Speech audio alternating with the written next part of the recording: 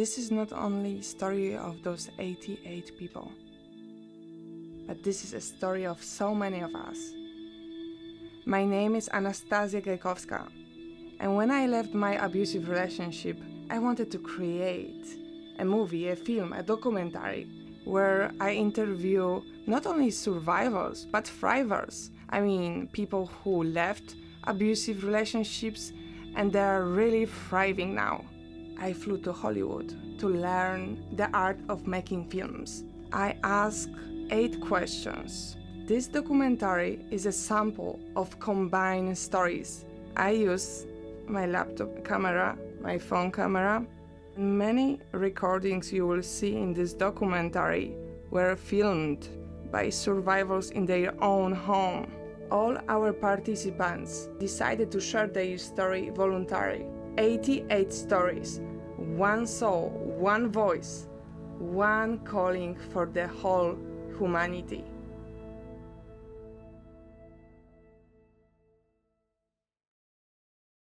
I really believed that I would be saved by a Prince Charming.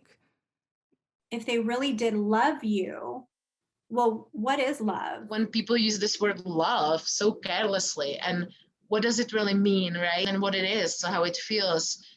Love is reciprocal. You've sacrificed so much over this period of time to be with them, to tolerate this abusive behavior. And if they sacrificially loved you, well, they would go get help to stop hurting you. My definition of abuse is someone that does not want to feel what they're feeling. So let's say I don't like a feeling I have, and I'm trying to give it to you because I don't want to feel it anymore. I don't want to think it anymore. I don't want to experience it anymore. So I'm going to try to give it to you. And if you take it, you're now being abused by me. That's one form of abuse. Domestic violence is not just about abuse. It's verbal, it's physical, it's mental, it's emotional, it's financial, it's sexual. I thought that love means not speaking up what I really think and keeping the peace, no matter what. We are survivors who want to change things for other survivors, because what happened to us cannot just be allowed to keep happening. Like, I didn't know what love is. I didn't know what being loved and being connected is. Saying that a woman really didn't know her place unless a man was telling her what to do. If the woman didn't do what was told, then she got hurt. It was often the woman was financially dependent on the man. He had to say, he told her what to do, how to cook, what to cook, all these things. I was very much a people pleaser. I wanted everyone to be happy. I was just people pleasing too much, to the point where it was like, I thought that, they have all these sayings like happy wife, happy life. And now I have a new saying. It's happy spouse, happy house. So you please love me back as you say you do and as you are supposed to. I thought that I was being a good child every time I said yes. Anytime that somebody had uttered, I love you, usually sex would follow, or they would say it during, or I love what it is you're doing. Oh, okay, well, they must love me. Chaos was my norm. I thought very young, to be loved, I had to be kind and sweet and submissive. Me as a person, I'm a million different people. I had been a million different people because the one that I was ignoring was the real authentic self. I didn't know was what an abusive relationship was. And that's how I ended up in one. My dad was a pastor. My parents had very high standards. Kobieta nie ma racji. Te kobiety mniej znaczą. Tym mniej potrafią. Agresja w mężczyźnie jest okay. So my idea of love was that love was a sacrifice. I didn't understand what a real relationship could be like, and I thought this is normal. No one wants to be with someone who treats you nicely because that's just annoying. And I was not taught to do things because I wanted them. I was taught to do things because it was right. And even in my diary, I have things like, I'm going to marry this man because he will keep me in line. I don't know what I need. I don't know what's right. And I'm going to follow someone else's guidance. I see this pattern. Oh, I've spent my entire life doing above and beyond for the sole purpose that the person who's supposed to love me regardless that that person would. I just thought that it was all flowers, hugs, and kisses, and just wanted to feel wanted and loved at the same time. All I knew is that I was seeking someone to love and be loved. I didn't know how to operate outside of chaos and still having someone tell me they love me. Men leave. I feel like every man in my life has left me for one reason or another. I felt like men were always in control, to live in fear, to always try to keep the peace so that the yelling and the abuse didn't happen, not to make men mad, that it wasn't okay to dream. I learned when you make mistakes, you get punished. So my parents were divorced when I was 6 years old. I think it taught me at that moment to not trust men. Love is often, I think, misunderstood. Tough love, pain and suffering and abuse. And even my own father told me I would never amount to anything. He said he would be better off if I was never born. Love is very romantic, fairy tales, beautiful stories. I didn't know that I was being abused by my abuser because I grew up being abused. So when I met my abuser, it was just another day. Promises are strong bonds that must not be broken. That fighting and screaming was okay. I used to think screaming is okay because my parents used to yell at each other and my mom yelled at me all the time. De que uno tiene que ser virgen hasta que se case. Pues es el único que debe de tener, no importa el comportamiento. Era un normal, ¿no? De que el hombre fuera infiel, que la mujer pues quería hablar y era algo que se tenía que callar, dando todo el control de persona que yo tenía. Love was expressed in a material way. Love and relationship were not organically connected for me. I was molested when I was a child. I drowned when I was very young and had a near-death experience from that. I was sexually, physically, and emotionally abused, sexually abused by 5 different people. I told myself that I was a bad seed. Like, who would even want to date you? Like, you're not even really a girl, or you're not a real man, or you're not whatever. And it's like, wow. I was sort of like my mother's therapist at a very young age, and there weren't really a lot of boundaries. I was always made, responsible for my parents, and especially my mother's emotional stability and well-being. Men treated me the ways that they treated her. I was made to give them hugs, to give them affection. My parents were quite cold, though, towards me, so I never really felt loved. Love was conditional. With my mother, she would not protect me when my father was abusive to me. I was also treated like I didn't have a voice, like I was invisible. I learned since I was a little kid to silence my voice. I was never really attached to anyone. Like, I didn't open my heart to anyone. And it took me a long time to let people in. I always felt like there was something wrong with me. I started to develop this perfectionism. I was so loyal and I never gave up even when it was abusive, because I learned that you stay with the person that you love and that you're with. Marriage covenant is forever, no matter what. Like, you just stick through it, you make it work, you pray a little bit harder, and you pretend things may or may not have happened. A lot of abuse, and actually was nearly like, that's okay, like that's normal. So that's kind of like worries me. Like, what if I'm not like really submissive to a man because I have my own thoughts. For me, it was natural to ask him permission. I used to be proud of being a nice person, but now I think being a nice person got me abused.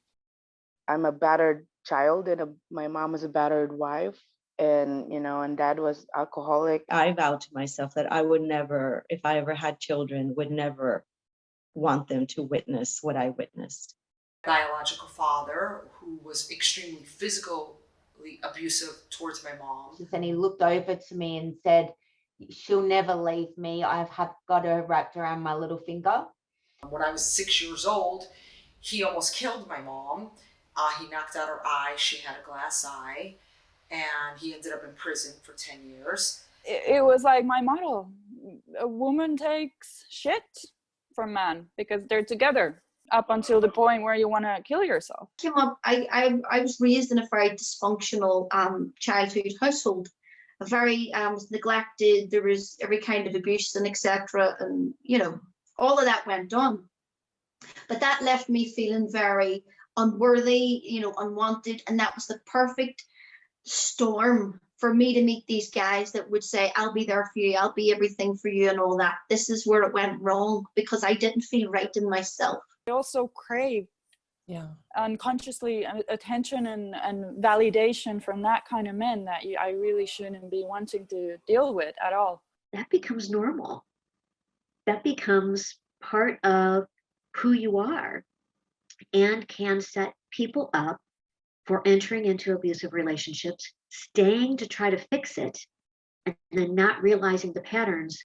And so I kept looking in relationships to heal my father via them so that they would love me, you know, so that little girl in me would be loved. And this was, the kind of the grooming that I learned as a child, that if I told everything, that the punishment would be less. There was still a punishment, and it wasn't often very nice. And that the goodness of the confession would help to limit it, and then it wouldn't be as bad. Anytime I would, try to go to like my mom and say like, hey, like I'm having this problem with this person at school, like whatever, she would be like, well, what did you do?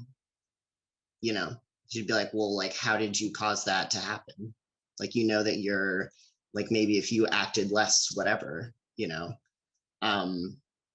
or like she would always take the other person's side, even if she didn't have a connection to that person. And I always thought this was very weird. We are taught to love all. He promised me to give me a castle and a pony. I really wanted to plant a garden with him.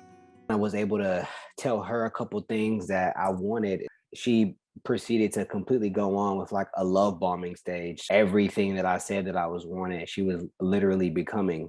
I was attracted to him instantly. We used to always go on nights out and he'd never let me spend a penny. And I've never had that before. I've never had a guy that's done that to me. So I felt really good. You're the love of my life. And it was that very quick, like bonded. There was like, I love yous very quickly in the relationship. If I was the queen of his world, so it made me feel special. I finally felt special, and I didn't look at it as being anything else but this person really loves me. Very romantic, very attentive in listening. He wanted to know me and was fascinated by me. So I was I don't think I've ever had that attention before. I hadn't had male attention ever. And this man, was coming with, literally the white horse. He was anything that I wanted. And I can remember him saying now, it's like, what do you want? He gave me a lot of attention, and I really loved that, obviously, because of my childhood. He was handsome. He was my type. Like, we were soulmates. I can remember telling people, gosh, it's crazy. We don't fight. We agree upon everything. He's always there. He's always around. They learn to say the things that you want to hear, and to tell you all the right things, that they love the things that you love, and you're just the best thing, and you're so beautiful and important. He pretended that he liked the same things that I did. I make you feel like you're the most special person in the world. I mean, he was telling me I was the most beautiful woman he had ever met. The sex was really, really good. She even smelled like something that would take me back to maybe when I was born. I was initially attracted to her beauty. He used to run marathons. He used to do boxing. And, to top it up, he was handsome. I started dating older women, like a lot older women. And I think they almost mimicked my mom. And so I started dating people that I wanted validation and like love that I seeked, that I never got from my mom, that I hoped for. She was willing to take a risk and be in a relationship with me, which was an attraction because not very many people were willing to date me. So I was really attracted. Was that someone actually cared about me, paid attention to me. I felt as if I had a voice.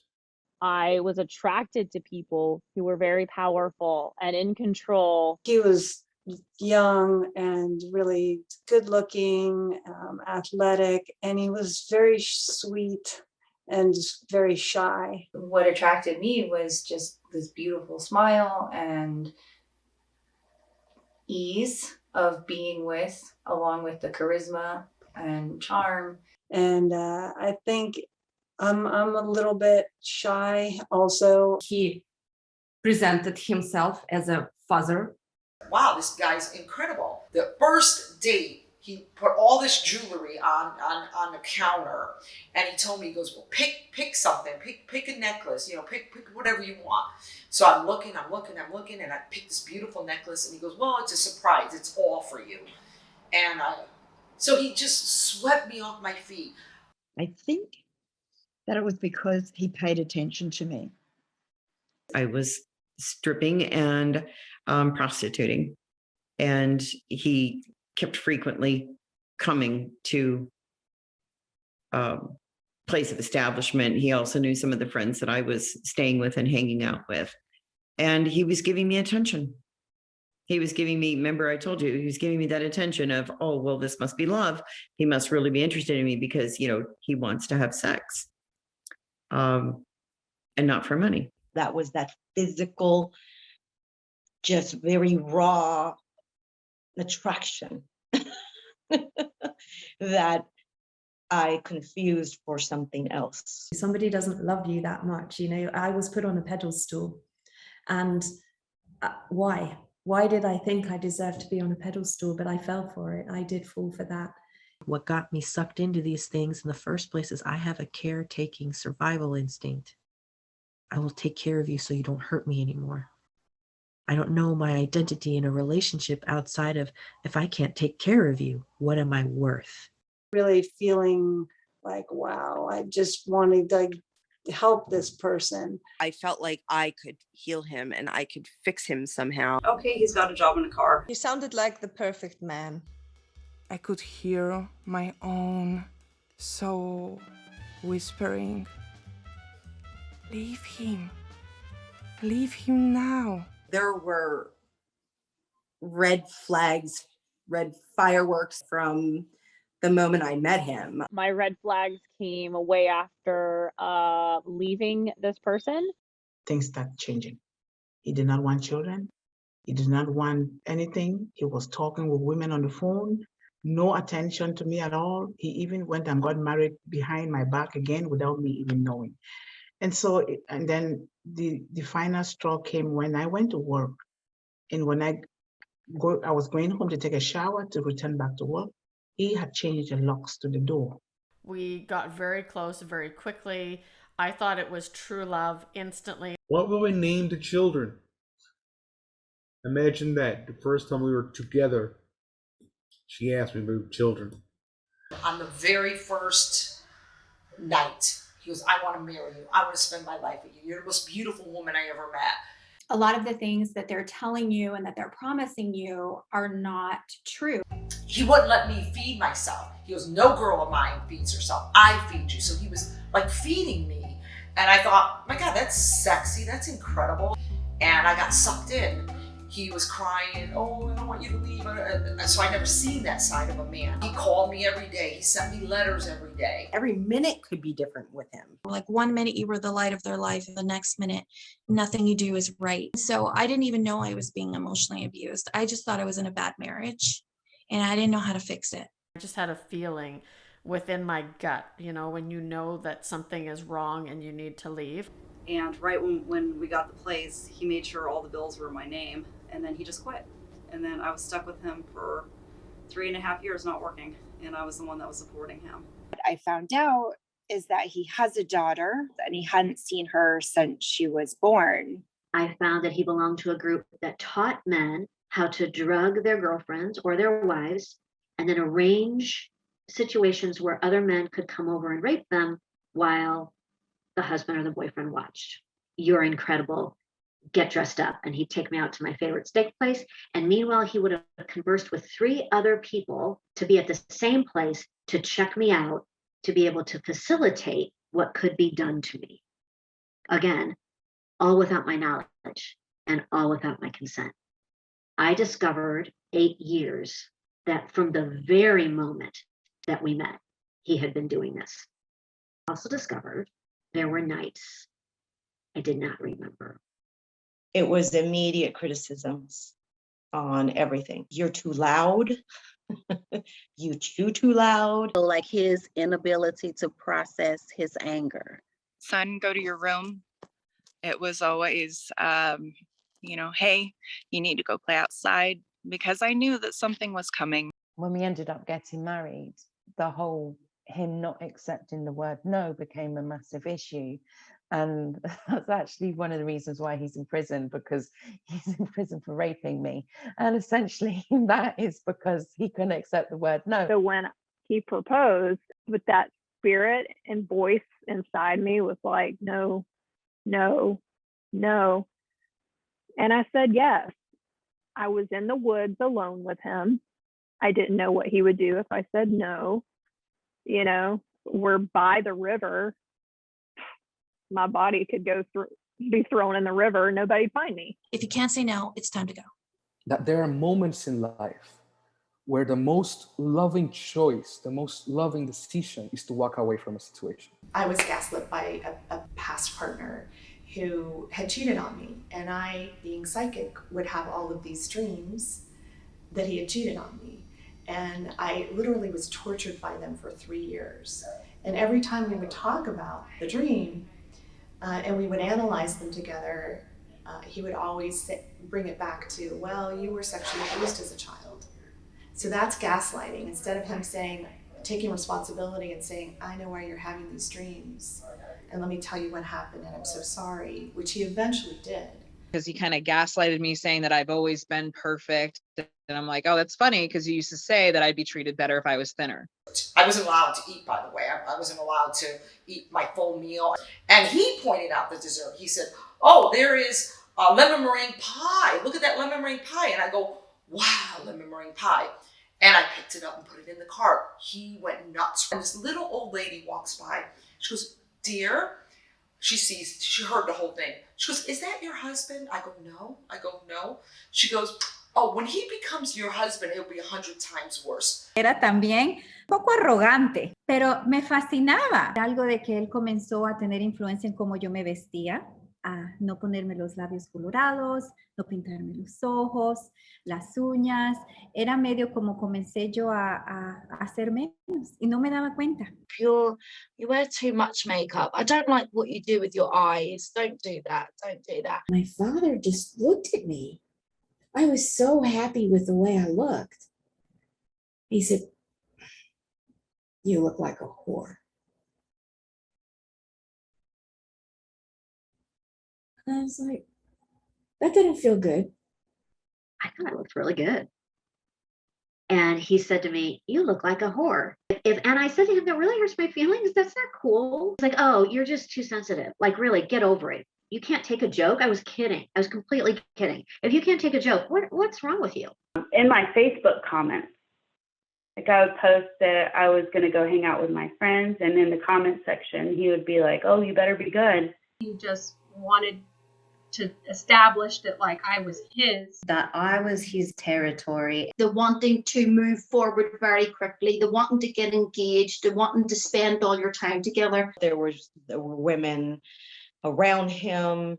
There was messages that I had seen, and just tell me that I was insecure. It was hurting me in a way that I couldn't understand, because he would then say that he loved me afterwards.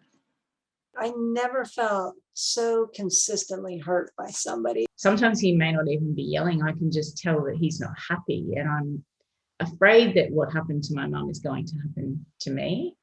Sometimes he would just rage just inches from my face and tell me all of the horrible things that still wake me up in the middle of the night. He threw a punch at the side of the refrigerator and it knocked the refrigerator over. I told myself, we're not going to make this man angry as much as possible. And I was just trying to calm him down. And I even got to this place when I was apologizing for things I knew had nothing to do with me. It's all about me. And in a way, it's my fault, probably. If I'm going to fix myself and be perfect, things are going to be good. So that's what I've always applied in my relationship. And I don't want to be afraid of someone getting angry. I would always blame myself. So it's me. I did something wrong. I made him mad. I made him not happy with me. There was no my life anymore, which at first was exciting and then it became scary. If I don't show up for this person, their life is at stake. I think I got very good at quieting my intuition. Anything I did or said wasn't good enough. I could always improve myself. Anything that came out of my mouth he would say was stupid. So I became quiet and shy and never spoke. Telling me that I was stupid or that I was, inept, that I couldn't find my way out of a wet paper bag. This person doesn't treat other people like they treat me. This person is rude to the waiter. Am I crazy, or is this guy being really abusive to this waitress? In my mind, I was like, well, maybe they've had a rough day. I have recordings of him recording himself, giving me permission to take his car, to take his kids, and to get the fuck out. Just go. You can hear me begging in the background. He stole my shoes. My shoes were gone. I fled my home without shoes. Just accepted the apology and things were great. There's even flowers as an apology. There is a date night. There is a sliver of the person that you knew before the abuse started that you're like, oh gosh, he's coming back. Like, this is the person I fell in love with. And then the tension starts building and you start walking on the eggshells and it's like, oh God, here we go again. I felt I had a jealous partner and I thought, oh, it's just because he's passionate. I was like, wow, this is amazing. Jealousy is a massive red flag. And it's a symptom or a sign of control. He'd said to me at one point that if I ever cheated on him, he'd cut me up into pieces and put me in the rubbish bin. And then, of course, the accusing me of cheating. It's really kind of difficult for a young girl who's 7 months pregnant, no transportation and no money of her own really to do much cheating. To zazdrość, tak? Zawsze na wszystkich mężczyzn się patrzyłam, zawsze już mi się podobał, już to, już tamto, cały czas takie właśnie wmawianie, czegoś, co w ogóle nie robiłam, tak? I had found out he was cheating on me with a coworker. She was pregnant at the same time as me. He went and slept with his ex-girlfriend to punish me. So I confronted him about, you're seeing this person, that's it, I'm leaving, it's over. And he got that baseball bat out and he went to, to swing it at me. I don't know how, but it missed. So I'd run to the back of the house. Everything was premeditated. He knew what he was going to do because he had also locked the back door, so I couldn't get out. But I got to the back door. The key wasn't there, and a voice said to me, "The key is above on the ledge." So this is my angels, whatever, protecting me. I grabbed the key and I got out, and I started screaming for the neighbours to help, because I had neighbours at both sides. That scared him, and he got in the car. He took our daughter, she was 4 years old at the time, and he left.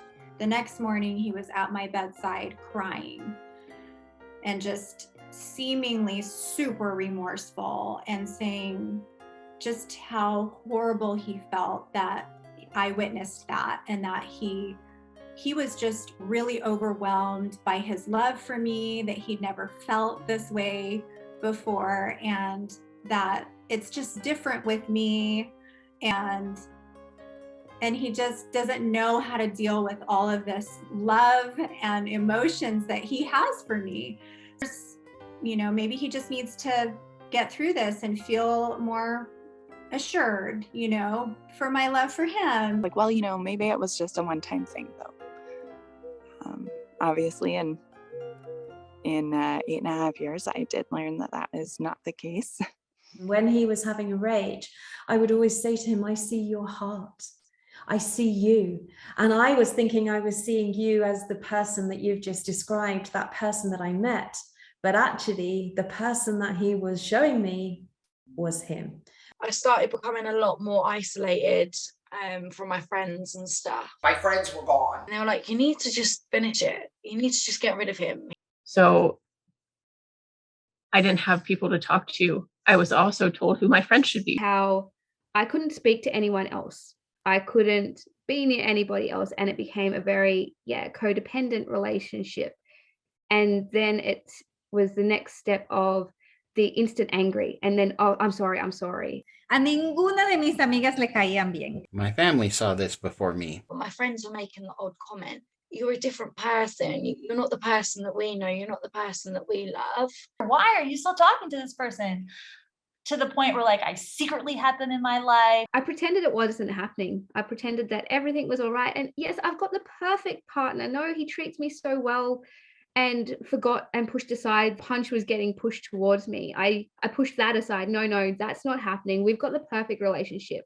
That's why some of my healthier friends were so confused by me. They were like, why don't you leave? You know, the first marriage and the second marriage and now this partnership. It's like they could not understand it because they did not have the trauma that I had. And I was operating out of trauma. He was extremely abusive to all 4 children. Extremely, verbally, physically, psychologically, emotionally abusive, as well as sexually abusive. And I would start to see little signs in my children besides the norm of fear, of crying. But one of the biggest red flags was when I found blood in one of my children's underpants. We're in denial. We don't no longer trust our instincts. We no longer trust the way we feel. The narcissist has convinced us that if our friends talk to us that way, we need to cut them out of our lives because they're jealous of our relationship or they're trying to get in between us. And so now I push my friends away. And what they do is they try to alienate you. They try and separate you from your friends and your family so that they have ultimate control. He used to give me the silent treatment even more when I was pregnant. He would hide behind having ADHD as a way to forget, but then the stories were constantly changing. He also had a brain injury when he was 16. He would use his brain injury as a scapegoat. He could be yelling at me, calling me names, and he could get on the phone with someone and be totally calm. The personality of that person changed from the person that I fell in love with to the person that he was becoming. Like, he's drunk, he's this, he's that. That's not him. That's not who he is. It's the alcohol. Like, he got caught prostituting and tried to lie to me about it. And his response was, well, I got caught and nothing happens. He used to take all of our money and spend it on drugs. He always had 2 phones. He told me he didn't have a house phone, and I believed him because I believe people, because I'm not going to lie to you. So I believed him. And one day while I was on the phone with him, I heard a house phone ring. There's a phone ringing. He will get the phone and run outside to talk outside there, far away from you. If you're in a relationship that makes you constantly wonder, is he lying to me? It was like he would say, tell me good things about me. He was not letting me do things that I used to do, like the things I love. Why is he hurting me all the time? Why, is there only once every 3 months us being happy? What is the basis of the problem? If I could identify that, I could fix it. And I suggested counseling, and he said, something's wrong with you. You're the one who has the problem, not me. He would tell me things like, you'll never leave me. We made you what you are today. If it wasn't for me and my mother, you wouldn't be where you are. So don't even think about leaving. So he would tell me how I feel. And he started brainwashing me like, well, you feel this way, I can feel it. And I'm like, no, oh, you're just disconnected from your emotions. Like I can feel it, like you're angry. And he would like create these situation, and then he was as well spiritual, and he was using all this stuff in a very dark way to manipulate me too. And you know, I knew it wasn't true, but he was so convincing that I did lose it, you know, with him too, like believing a lot of stuff because I didn't want to just discredit it, you know. And I wouldn't manipulate him like that. So it even didn't occur to me somebody would manipulate you this way. That's so dark. How can you do this to another person? You know? And I wasn't seeing things as red flags and recognizing them. And unfortunately, that person took full advantage of my inability to see this or my ability to appease it. And when I knew he was somebody that was in my life, he was also somebody that had status above me within the military. He had higher rank than I did. And I didn't put him in that position. So I trusted him. You're ugly, you're disgusting, you're fat, no one is ever going to want you, all of this psychological abuse. And when you're feeling already low about yourself, that stuff goes in. I was going to be getting plastic surgery to like change my face. They'll pick the worst thing to get at you psychologically. And he liked to compare me to his ex-wife. So it was always like, I like this about you because my ex never did that. Definitely emotional abuse where your mind is affected is one of the worst stuff. There's no proof as well. If you have a bruise, someone can say, oh, you've got a bruise on your arm. How come? But if you say, they told me that I'm fat. Do you think I'm fat? No, my ex said that. They say it like 1,000 times. That voice is playing over and over and over. Like consciously, we don't walk around thinking I'm worthless. We know we're worth something, but we feel worthless. He kind of grabbed me by my wrist and pulling me aside and saying that I drank too much. I thought to myself, right, he's done this. It wasn't small. It was something quite big. This is going to happen again. So this is where they say you should get out. This is where they say run away. Because I've been from such a damaged childhood that I just thought, I don't care if he hits me. I don't care. But the saddest thing to say is that I didn't care enough about myself. And I'm sorry enough to say I didn't care enough about my daughter. He pulled a knife on my son and said it was a joke. First, he yelled at me and said that it didn't happen while it was still happening. While he had the knife in his hand, he said he didn't do what he's doing right in front of me. And then he said it was a joke. Well, why is it important? It's not important. It's just a joke. Like he would just keep going down those ways. And then that entire week, things got worse and worse and worse and heavier and scarier. Physical intimidation, me finding mass quantities of child porn, court documents from a prior conviction against minors, and dozens to hundreds of other women. I had safe calls set up with my friends throughout the night. I was texting them, I was checking in with them so that if I didn't check in with them, they would call the cops. And our physical fights didn't last for a very long time. Like it wasn't hours or anything like that, but it felt like hours. When we got home, the beating started. He would beat me, like really beat me up. And then he would be acting normal a few minutes later, like, oh, would you like a cup of tea? And I'm like, did I just imagine that?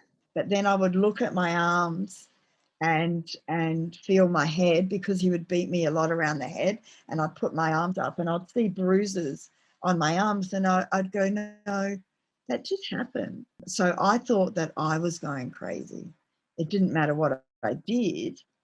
He found a reason to beat me for some irrelevant thing. I decided in the middle of that I was the one that had the problem. I couldn't really drink around him because if I did, he would be like, you're an alcoholic. And I'm like, what? And he met me, he had done so much background on me that I felt so seen by him, but I didn't understand that he was basically stalking me. Even when he finally moved out from our shared apartment, he moved in the same building. I even thought he's gonna try to break in and rape me, but he still keeps on coming. He creates like fake accounts on Instagram and Facebook. He would show up at my daughter's school when I would leave her there and just watch, and he would follow me to work. Enough, he stalked me for 2 years, showing up, banging on my window, climbing over my fence. He phoned me one time and he said, you know, you better take me back or I will kill you. I will kill you. And I was just so shocked. And he said, I'm an ex-soldier. I have killed people and I will kill you if you don't take me back. And I just went, okay, yeah, I'll give you another chance. And I put the phone down and I didn't tell anybody. I was so ashamed because I was always defending him. I was defending him to my friends and my family, and everybody said he was bad news. And yeah, he just gives it speech of I'm sorry, I'm never gonna do it. Why are you worrying about this? And don't worry, like I promise this isn't gonna happen again. Please don't leave me, please don't leave me, I'll change. I actually broke up with him 9 times. I tried to leave him, which was over 100 times. Maybe even 15 times. I always went back. I had never left. I understand why people stay. I just turned the blind eye. I would have to take action. I technically did not decide to leave. He discarded me. It's okay if something feels off, because that's your intuition telling you stop. When you allow people to rush you, nothing good comes from that. What you have to really do with red flags is to own them yourself without justification to anyone as to why it's your red flag. Today, I looked deep inside his eyes and I saw darkness. When my baby girl, she was 6 years old, looks at me and says, Mommy, it's okay if Daddy hurts you as long as he can come home. That is not what I want my child to think. She does not need to think that it's okay for a man to hurt her. That just slowly gets taken away over time, so slowly that you almost don't even notice it. He had already told me that he was completely comfortable killing me. I did not have any kind of safety or comfort. Is tonight the night that he kills me? I was going to work black and blue. It's time we get into an argument. I could die. The last night we got into an argument, he was on top of me. He was choking me. And I didn't think I was going to get out alive because he was choking me so hard. He threw me on the ground and kicked me in my stomach. I was pregnant. I had to stop myself from smothering him with that pillow. Y yo me fui a bañar y me estoy bañando toda enjabonada con el champú y él jala la cortina y me pone a puño y me dice, one more word and I'll fuck you up, bitch. Y sabía de que si yo decía una palabra más, él me iba a malmatar. Y me quedé frisada. I really felt like a punching bag, but not feeling you don't feel the pain anymore. I realized that I do not have control. I cannot control, will I live or die? That was the night when I was born again.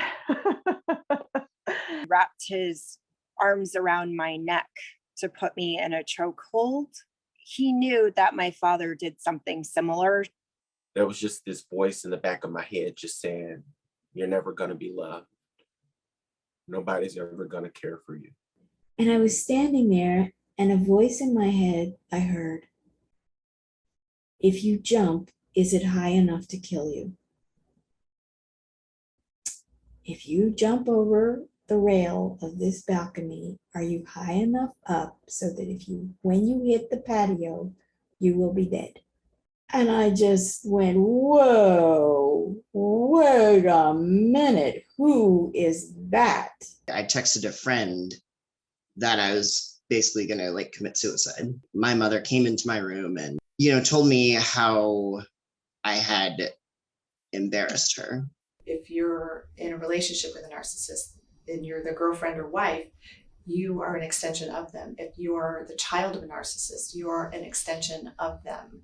They don't see you as a separate autonomous being who has their own life and their own aspirations and their own ideas of things. So if you deviate from what they want for you, it's a real problem. And I remember this moment hysterically crying, standing in their apartment.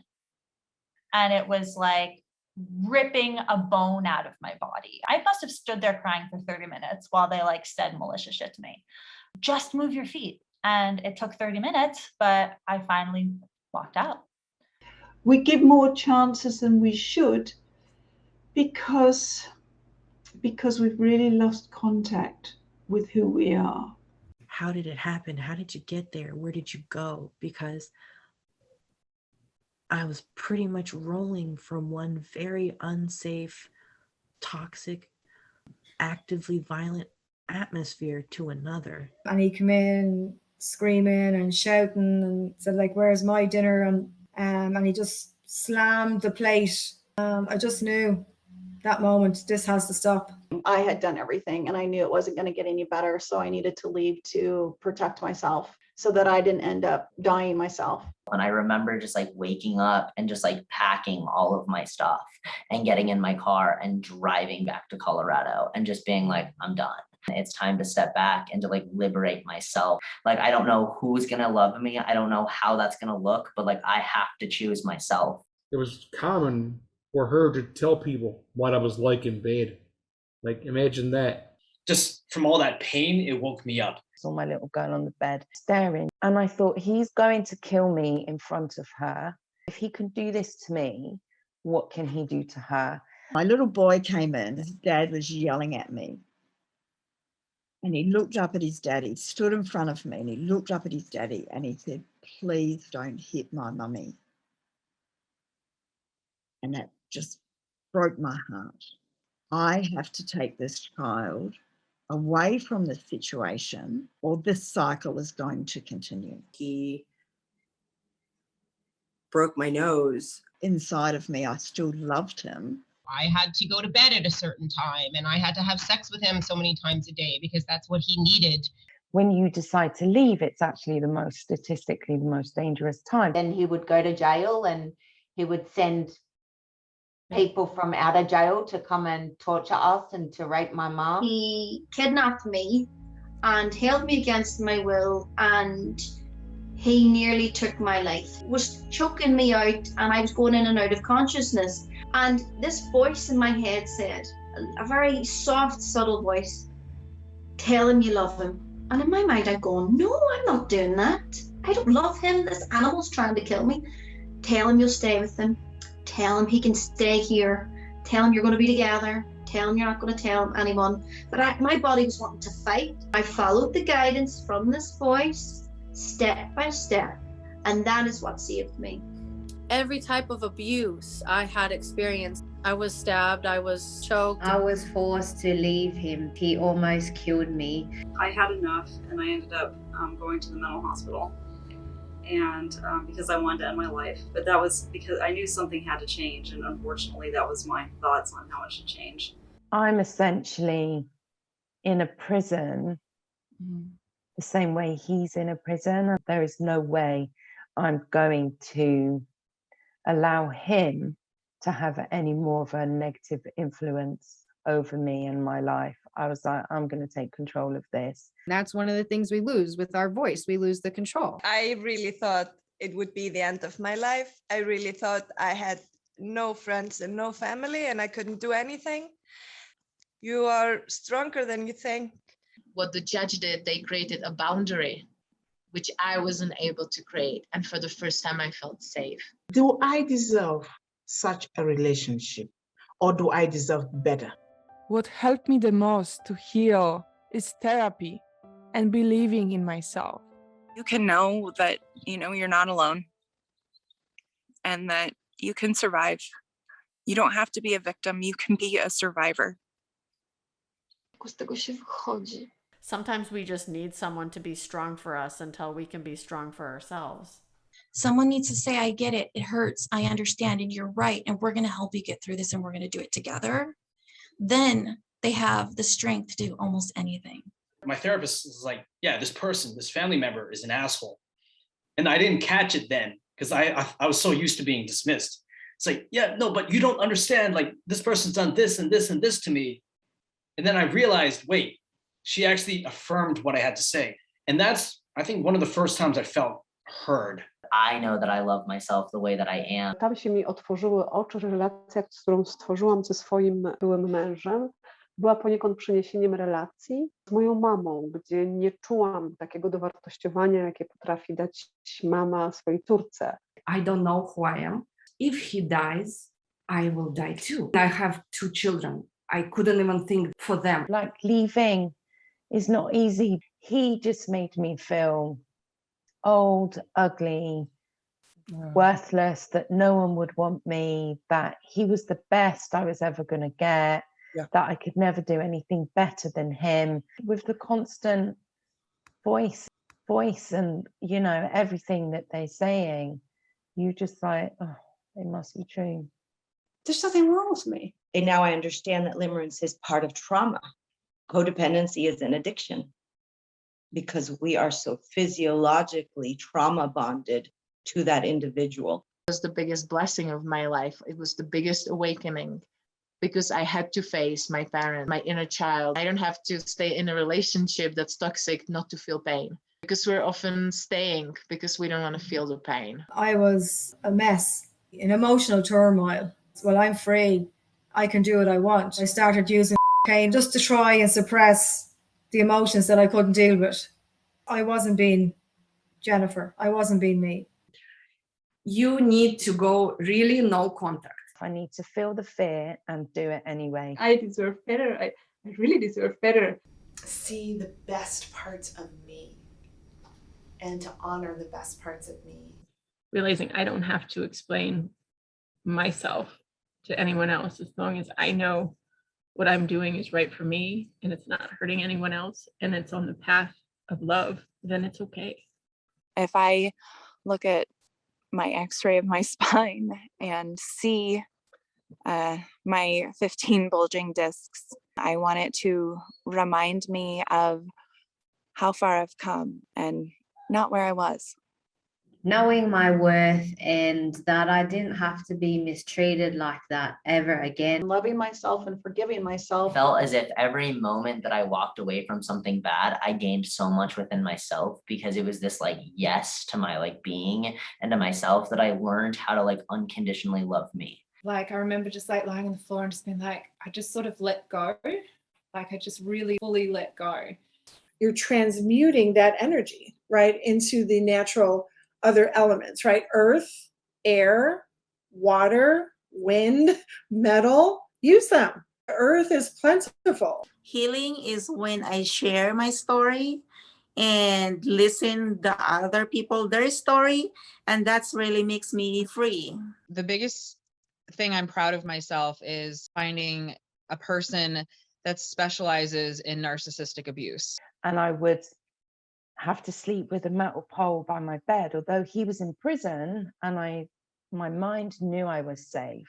I still didn't feel safe. My child had 18 months of counseling as well. Because there were days I forgot to bathe and there were days that I didn't brush my teeth. So it's hard. And if you are judging yourself in your healing process against the other, like I talked about, this other that you can't name, they don't have faces, they're just the other people must do it better. No, nobody does healing better. It's ugly. Zaczęłam być coraz bardziej świadoma, uzdrawiałam siebie, bo wiedziałam, że mam jakieś deficyty, tak, że ja też po coś go potrzebowałam. Nie kocham siebie, w ogóle nie mam żadnych granic. W ogóle nie wiedziałam, co to są granice, tak? Każdy mógł ze mną robić, co chciał. Byłam zawsze dla wszystkich, tylko nie dla siebie. I need to take care of me. And so that's what I did. And I did grieve. It was difficult, but it was cleansing. It allowed me to open my mind to possibilities. I don't need another person to be whole. I know what I am. Nobody else can take that away from me. I needed to dig deep and know that I was worthy of having better opportunities, and so are my children. He still wrote me an email a month ago how much he loves me and wants me back. And now I'm finally angry about it. I'm like, who do you think you are? It took me 14 months to get to the anger. I'm not going to allow them to rent space in my mind and in my soul, because maybe I spent that season of my life hurt, but I'm not going to give them my future. If you've been through narcissistic abuse, your self-esteem will be rock bottom. And that's okay. You can get well. You can heal. And the first thing that you'll need to do is take your healing into your own hands. Use your intuition to guide you through the process of what will help you the most. Get your team of healers and follow your heart. Is that if you don't know what you enjoy because you were with the narcissist for so long, do something that they hate. Over time, the more you get to know yourself, the more you feel like you're going to live, that you know you're okay alone. See the best parts of me and to honor the best parts of me. You can't process if you're repeating everything over and over in your head. You can't process if you're not talking. Many moments that I was like, just get on Tinder, like just like escape. And it really meditation and going and like really diving into my spirituality. I was working on me. I was working on becoming stronger in my mind, in my body. I was nourishing myself with affirmations. I was going out in nature, and I wanted to nourish myself back to health by looking after my body, by appreciating my body, appreciating everything I'd been through. For every bruise, I was nourishing me again, step by step, bit by bit, and building myself up, and I still am. Start to learn who I am again. It's very important for also you to forgive yourself, and that comes with, you know, letting letting everything out and saying it's not your fault, because you're beautiful and you can do whatever you want to do. You know, it took me a long time because I was told those things too. Now I get my nails done whenever I want, and I don't care. Questioning myself and always asking myself, does this feel good for me? Is this right for me? Am I thriving? Am I accomplishing my own goals? I focus on EMDR therapy. I realized that I could choose to do or be anything that I wanted. Open your mind to possibilities and experience things. It changes how you interact with people. Confront the pain, and you can't use substance to numb the pain. To feel your feelings. Stop eating them, stop smoking them, stop drinking them, stop sexing them, stop Netflixing them, stop exercising them, stop avoiding them, stop repressing them. Feel them. You don't have to justify your actions of why you feel your feelings to anyone. They are yours. If you don't address your past, you really don't ever get to course correct for your future. And you have to evaluate, what part did I play in this? 10 years I wasted sitting on the couch, not making a decision because I didn't think that I was capable of making a decision. Sometimes we want what we want, and sometimes we can see red flags, but because we want a family, we want to buy a house, we push past it because we want what we want. Especially guys often say, oh, but you're the one who stayed. That's harsh to go and say, oh, but you stayed, so you know you did it to yourself. Survivors who never healed, so now they're becoming abusers, and that's the cycle. It's our responsibility to heal from it and not to spread it, because then you take it out on your children, you take it out on people in the store. We need to stop and heal ourselves, and that's going to heal the society, that's going to heal this planet. Your healing process is yours to own and yours to navigate, and don't judge it against anybody else. Just know that the continuation of one foot in front of the other. Healing is happening all the time. I deserve better. My kids deserve better. I have chosen to never speak ill of my ex-husband. I have chosen to try to be strong for my kids. I want them to draw their own conclusions on what they know about their father. I don't want to be the reason that they hate someone or the reason that they love someone. And there's moments that I wish I hadn't been a part of. And there's moments where I look down at my little girl and I just smile from ear to ear, because I know that these moments would not have happened had we stayed. And for me, that is worth every moment of heartache and trial and terror that happened from that breaking of relationship, escaping from that situation, was knowing that I could keep her safe and she would be loved and she'd be in a healthy relationship with me, with herself. If you're in a situation where there's red flags now, they will not get better. Look at the action instead of the words. Just knowing yourself, doing things that you enjoy. Everything changes when you choose to show up for yourself through any type of therapy, and keep looking until you find that thing that gives you the breakthrough. Don't think that that's the only breakthrough. To allow your inner light to illuminate those dark spots in ways that use it to be your best self. Anyone can recover from post-traumatic stress. It is possible, and people don't know that. There are people who want to help you, and there are people who've gone through what you're going through. So don't die with those secrets in you. Share them and ask for help. And what happens is you start to go from this to this to this, to where you can open your mouth and know that you're speaking the real, authentic truth, the true story, your story, and someone needs to hear it. You have to make that decision that you are done. And that decision is like, it's an energetic declaration to the universe. It literally comes from your gut, comes from your heart. You're just like, I'm over it. I'm so done. No more. Literally. You need to have that power within you to go, no. Because whatever you say creates how you feel, and how you feel dictates what you do. Why is it so easy for me to love and respect myself more and more every day? The only person's word you need to keep is your own, to yourself. If you promise yourself that you're going to do something for someone, and at the very last moment, your intuition, your body is saying no, then you say no. Because that could literally save your life. Their abusers were victims as well. I should have had therapy when I was a kid. When my parents got divorced, I read the divorce paper. It stated that they got divorced because my father was showing mental cruelty to my mother. I started doing that to my wife. I was lying to make myself feel better. I didn't want a family. My family was broken up. I didn't have any family morals. I lost my integrity. I lost my character.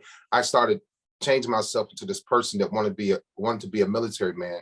So my mindset changed, and it wasn't about family. It wasn't about love. It wasn't about commitment.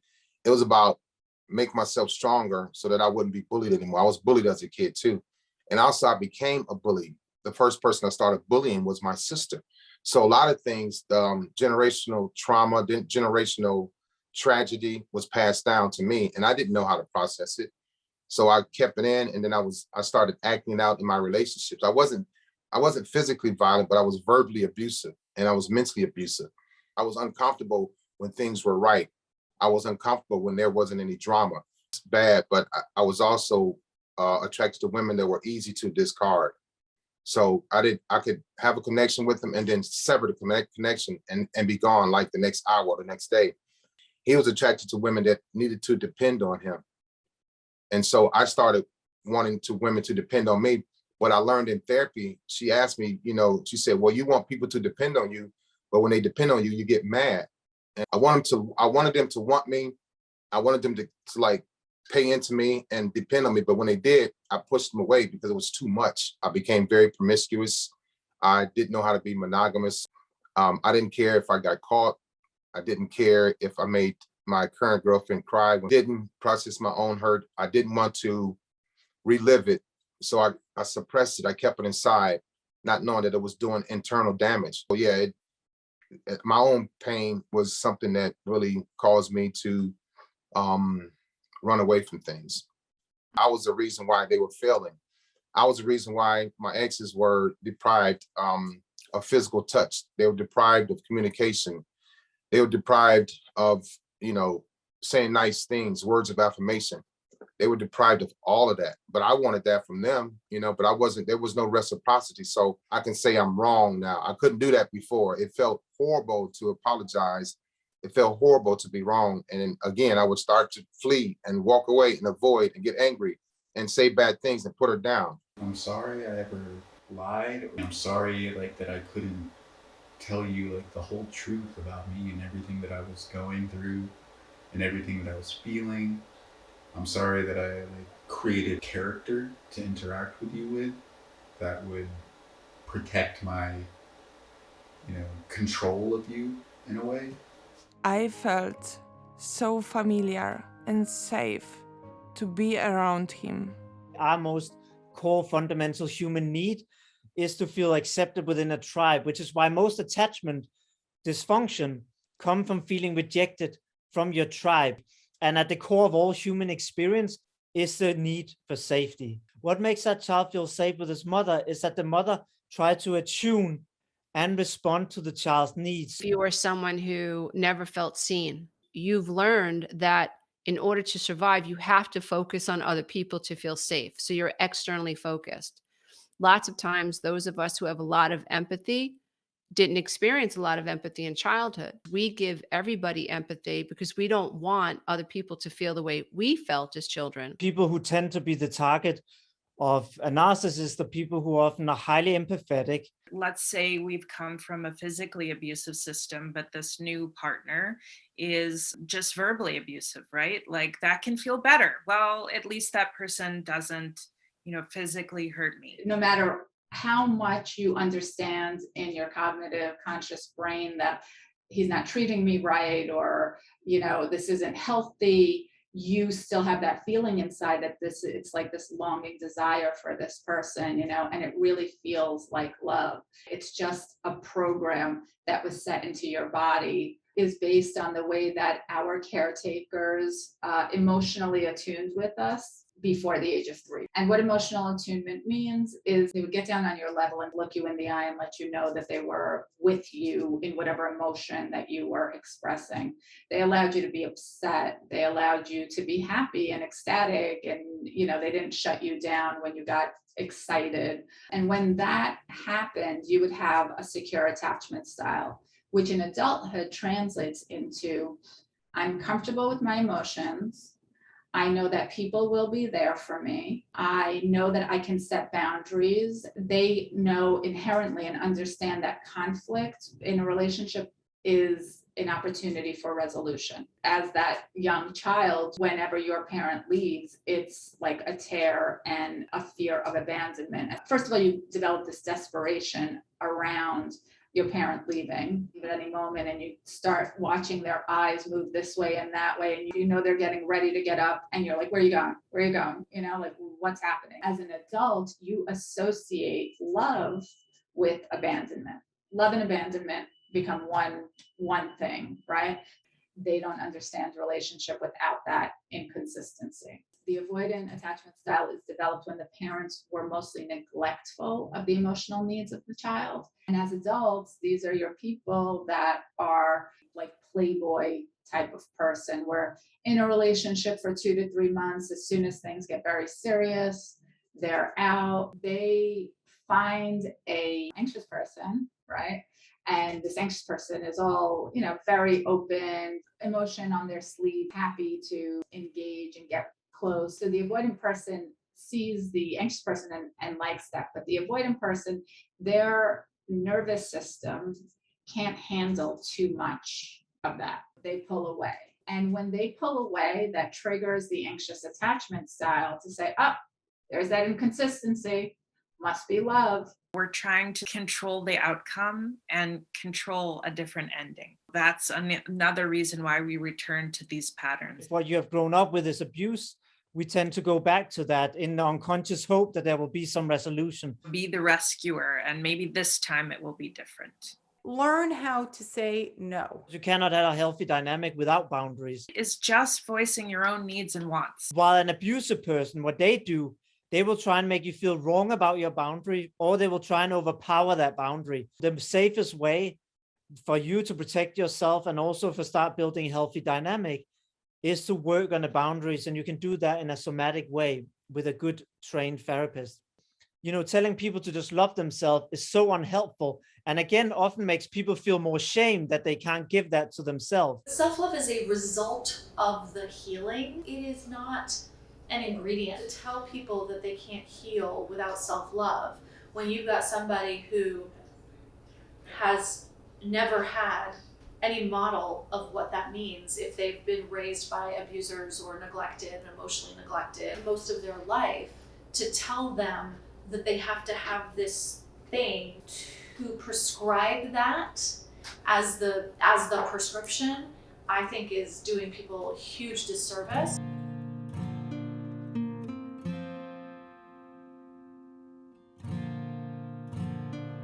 What if, he was nicer to me?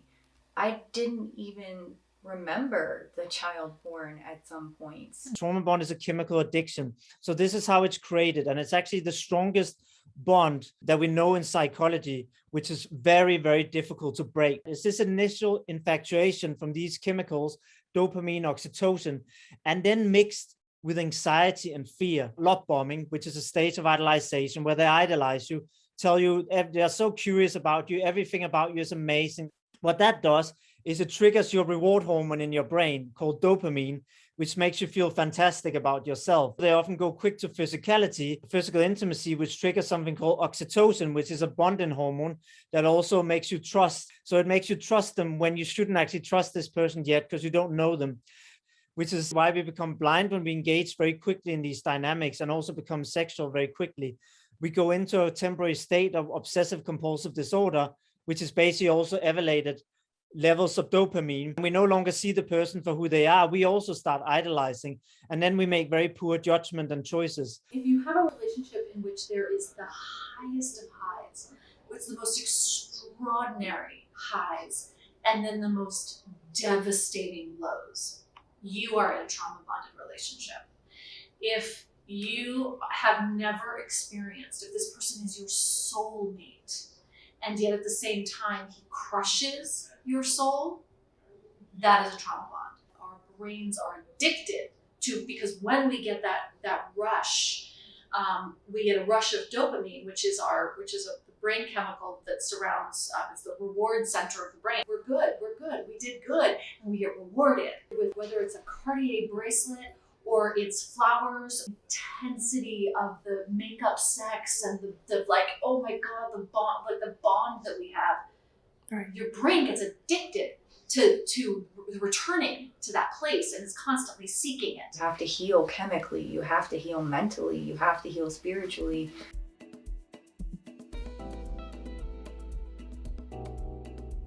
So how do we break that? How do we break out of that when that feels so good and we need it? Crave it. We have to have it. We have a drug addiction. We need to treat it as a drug addiction if we need to break the trauma bond, which is why therapy is great, but alone it's not enough.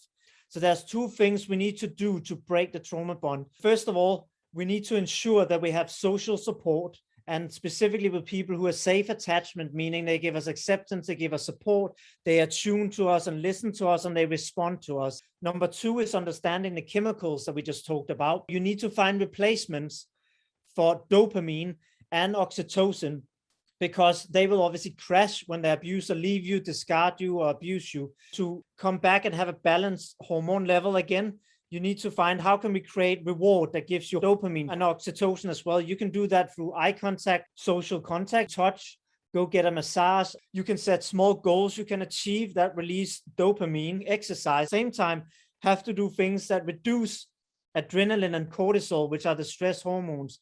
Because what happens is when you have high level of cortisol through long times of stress, which is what you have in an abuser, your memory function actually shuts down. And you can't store the memory properly anymore. Something called the hippocampus, which is part of storing memory, doesn't function anymore. And your perception of time starts shutting down, which is why you become in a traumatized loop you can't get out of, which also develop things like PTSD, post-traumatic stress disorder.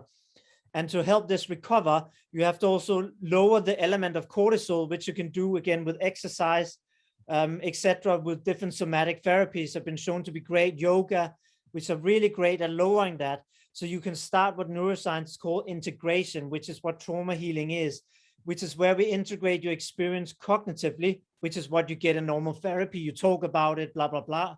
But just talking about it has not been shown to be that effective for PTSD. So if you suffer from that, a trauma-borne PTSD, you also need a way to integrate emotions and somatic sensations, because trauma is also stored in the body. If you don't teach your body how to feel safe again, you can still feel unsafe and traumatized years after the experience. And so then trauma gets stored in our system, in our body, until we properly process it and release it. Some of the symptoms that can show up in our body, like panic attack, anxiety, dissociation, fibromyalgia, chronic pain, chronic tension, skin disorders. Just standing in our own truth, doing our best to not use the children in a way that ultimately would be harmful for them. As children get older, they are going to be much more aware of the actual truth. Also, as the parent, let's say the non-narcissistic parent, boundaries are incredibly important. We need to teach kids about boundaries. You know, with my daughter, who's 6 now, where we do boundary practices. So I will tell her, we are now going to do this practice where you get to, you know, this is your a teacher. I tell her, this is your body. You decide. Nobody can ever touch your body without your consent. I explain that. And then we practice it through play. I will say, I'm going to tickle you. And if you don't want it, say no or say stop. And then she learns that I stop when she says stop, and she's in control. I'm now teaching her not to caretake and notice her own body when it doesn't feel good anymore, right? Number one, I'm teaching her to say stop, and I'm showing her somebody who's safe because I respond. Then as she gets safe and learn that, and she is very safe now because I've done this for years since she was small, then I start showing her how the world might be, which is a world will not always stop because it's not full of safe, mature men. There's also a lot of men that violate women, as we know. So I get her ready for that practice. So I say, okay, now I'm not going to stop when you say stop. And then I teach her responses she can do to deal with that. I say, if I don't stop, kick me away, physically kick me away. And that teaches her a physical safety in her body, that she's physical safe, because she knows if he doesn't stop, I have the right to kick him. And I even praise her when she does this, because I want her to know if a man doesn't stop touching you when you say stop, you have the right to physically enforce your boundary. And often we teach women that they don't have that right. And then I say, okay, if you feel overpowered and you can't, you know, you can't respond purely by kicking me away, what do you do? And she knows. She runs straight to mommy. And she said, Daddy isn't stopping. She knows to seek social support. She knows, number one, I verbally assert my boundaries. Number two, if that doesn't respond, I physically assert my boundaries. If asserting my boundaries physically is not possible or safe, then I run off and I seek social support from other adults. And that teaches her how to deal and trust in her own boundaries and knowing that she's safe in the world. There's an ease and flow between you and your communication. So you feel like you can be heard, you can be understood, you can be supported, you feel more relaxed, and you can be yourself, you feel trusting. Most people think that physical violence is the only type of abuse and is the only type of abuse that is recognized by immigration law. However, there are other type of abuse that are non-physical and they are recognized. It could be emotional, psychological, power and control, financial. Isolation is one of them. If your spouse or abuser doesn't let you to talk to other people and justify it with something else. Oh, we don't have time to go see your family member. Let's go out with my friends, not your friend. Or even survivors working, they don't have access to the money that they are earning. They have to hand over to the abuser. Sexual abuse. I'm gonna call immigration on you to deport you. Actually, no one can deport a person, only immigration judge. Knowledge is power. And that's my personal mission. We're not just necessarily bouncing back to where we were before the trauma happened. We can actually bounce forward and reach new levels of thriving and new levels of self-actualization. A trauma is an injury, and a lot of people don't think of it that way. Something happened to you. It's an injury and it can be recovered from. Being heard and being seen is really important at that phase of just really understanding, oh my gosh, I was injured. That was an injury. And so then the next step would be grieving. It's really important. You don't want to overstep that one. And that's a place where talk therapy, where counseling can be very, very helpful, because there's some part of us that wants to be witnessed in that grieving, and we want to witness ourselves. A lot of people think that they have to have memory of everything before they can heal. And I'm here to tell you that's just not so. You know, how do you go from thriving to surviving? You need a why. What is yours? What is your why? Why do you still fight to get up in the morning? Why do you get a job? It's not just to have a car. It's not just to have an apartment. There's something else. Everything is a reflection, and my outer reality is a reflection of my inner reality. So if you have people in your life that are abusive or critical, then it means you're being like that to yourself. Are you saying to yourself, I'm ugly, I'm fat, I'm undeserving, I'm unworthy, I'm not enough, nobody wants me? You're literally vibrating in fear, fat. Like, would you say any of those things to anybody else? What do you want to say to yourself instead? How do you actually want to feel? Make a list of all the qualities and traits that you would love to embody and be like. Why am I so happy, healthy, and abundant? You do it while you're moving, while you're dancing, and you're the most important person in your life. So own it and go and have fun. Go and do what you want to do. Do what brings you joy, and do more of that every single day. I ended up changing what I was attracted to. I was attracted to the tough, hard kind of a guy, and I changed and was attracted to a completely different kind of a guy. I'd broken the pattern. And he was like, why would I? Why would I ever treat you with a lack of respect? Why would I ever treat you with a lack of love and respect that you deserve? And I was just like, it's gone. Because my energy shifted, because I chose me. I decided this is what I want, and I am not tolerating anything less. I'm going to say yes to myself. I'm going to trust myself. I'm going to respect my boundaries. I'm going to celebrate myself. It is your life. Your life is a choose your own adventure. Your life is a story that you get to write. You are the author of your own story. So do not sit there and play the role of the victim, be like, everything happens to me. No. You get to consciously choose and consciously create. And that is when you actually get to literally take back your power, because you're like, I am choosing this, or I am tolerating this. So if you are stuck in that position right now, then recognize and realize that you have a choice. What is your superpower? My strength, and knowing that I can think it, believe it, and achieve it. My ability to share my experiences. Unconditional love. Vulnerability, honesty, love. I'm always willing to help people. My heart. I can love the people who have hurt me. I can sense people. Es resiliencia. Being able to speak. I'm a very, very fast learner. The ability to relate to all different kinds of people. I still always see the best part of every person. Bringing people together. I can find anything, anywhere. I'm very supportive. Just superwoman on you. Intuition. Realizing my character. To see the good in others. Listening. Courage. My mother. Authenticity. To make friends. Deep connection. My ability to grow. Helping others. Growing. Listen to my heart. It's creativity and innovation. Is recombobulation. Is being me. Seeing the world with wonderment. Patient. To understand at a very deep level. Love. Bring out the deeper parts in people. To think logically. Self-healing. Motivate people from the heart.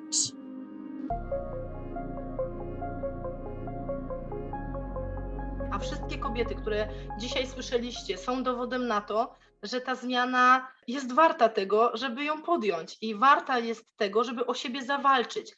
This was an experience that actually helped us learn how to love ourselves better. Everything isn't happening to you, everything's happening for you. We don't have to get trapped in the past story. Instead of believing that we're broken and wounded and nobody will ever love me, we need to shift that perspective and say, no, I'm a warrior. I survived the unthinkable. And now I am stronger and better. I have gone through it and I've come out even better than before.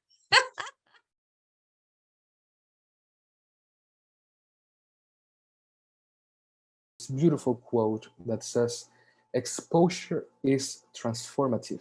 Because someone else out there is living our life. Someone else out there is living the life that all of these survivors and thrivers have escaped right here, right now.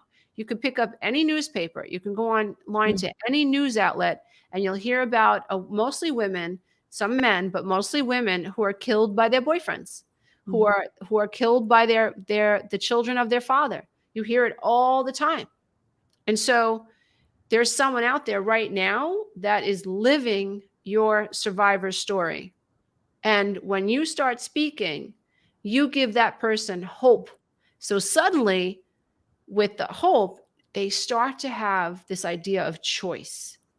And that is really possible. That's where you can really help someone create great impact in that person's life, and if they stay on the path, they can then in turn create great impact in their life. They can end generations of trauma. They can end generations of codependency, generations of women and men picking the wrong partners and staying and not understanding what's going on. And I think that is so encouraging. And that's why you do what you do, because you want to encourage people to awaken and to take ownership over their life in a powerful way and to tell their story. You just don't know what people have gone through in this life to live, to stay alive, to breathe, to not cry, to hide their laughter because someone else doesn't want them to laugh. Someone says, oh, well, blah, blah, blah has happened to me. Immediately take a breath and say, what if that were me? How could I handle that? Your reality can change. Who you are can evolve. You need to focus on love to access the reality of who you are. You need to embrace love in your life. But that's what we're missing in this universe. It's love. And that is the antidote to hate, crime, pain, depression, anxiety, and hurting each other. You can thrive and you can be happy after an abusive relationship. Do you have a story to share? It's night in the city and I'm on my way back home. Humming on my favorite ditty, swinging like Natalie Cole. But then out of the blue, who strolls down the boulevard but you? Your place is closer than mine. Why don't we go there and have some more wine? 'Cause life is for living. Let's see where the sun might lead. Let's see where the sun might lead.